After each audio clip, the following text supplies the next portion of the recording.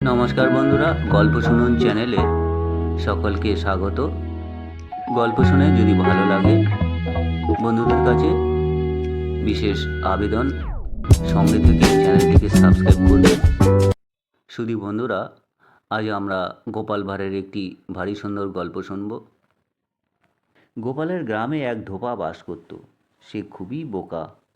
তার একটা ঘোড়া ছিল, কিন্তু ঘোড়ার দ্বারা কাপড় কেচে বাড়ি বাড়ি দেওয়া যায় না। আর একটা গাধার দরকার। ঘোড়া বিক্রি করে সেই টাকায় গাধা ভালো রকম কিনে আনতে পারে। সে এ কথাটা ভাবতে পারে না। এমনই তরল তার মগজের ঘিলু। এমনই সে বোকা ছিল।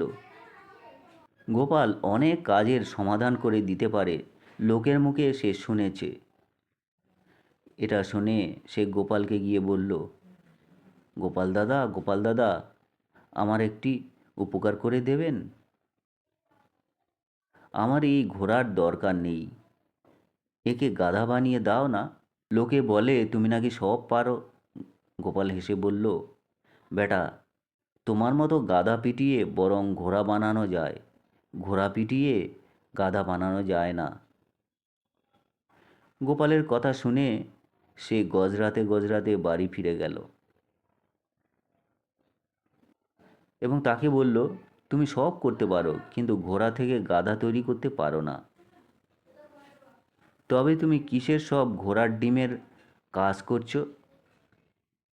তবে তোমাকে এত লোক কেন খাতির করে? গোপাল এই কথা শুনে মুচকি মুচকি হাসল। আর ধোপাও তখন ঘোড়া নিয়ে বাড়ি ফিরে গেল।